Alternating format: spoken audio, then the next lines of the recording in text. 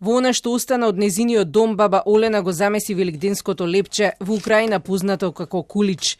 Војната и бомбите фрлени врз незината куќа во Чернихив не ја поколебаа да го одбележи празникот, но оваа година без фарбани јајца. Баба Олена ќе го подели замесениот леп заедно со 12 соседи со кои веќе цел месец живеат во подрумот од незината урната куќа. Нема радост на овој ден, вели баба Олена, а солзите не и запираат. Дуже у нервовому стані, всі знервовані, Пасха нерадісна, дуже плачеться, не можна ніяк забути того, як ми жили. Градот Чернихив, кој се наоѓа на северот од Украина, беше еден од најпогодените. Стотици загинаа додека украинските сили да се пробијат и да ги натераат русите да се повлечат на почетокот од овој месец.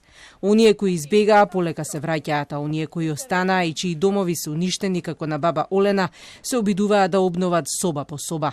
Злото нема да ја уништи Украина, им порача председателот Зеленски во великденската порака до својот народ, кој христијанскиот најголем празник го минуваат во подрумите, а децата 2 месеца не го гледаат синото небо, но им порача да не губат надеж. Велике свято сьогодні дає нам велику надію і непохитну віру в те, що світло переможе темряву, добро переможе зло, життя переможе смерть, а отже неодмінно переможе Украина. Зеленски веќе 2 месеца ги моли западните сили да му дадат повеќе оружје за да може да победи.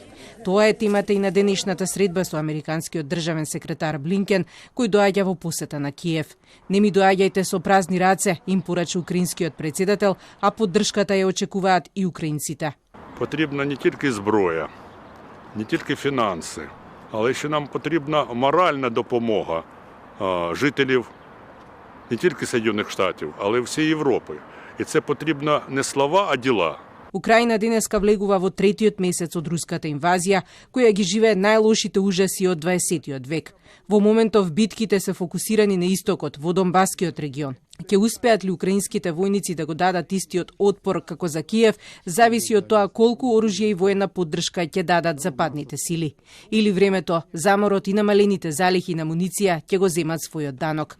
Но додека половина Украина великденските свеќи ги запали во скривниците, рускиот председател Путин молитвата ја кажа во Московската црква Христос Спасител.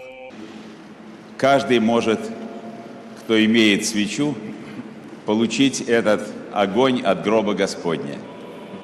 Христос воскресе!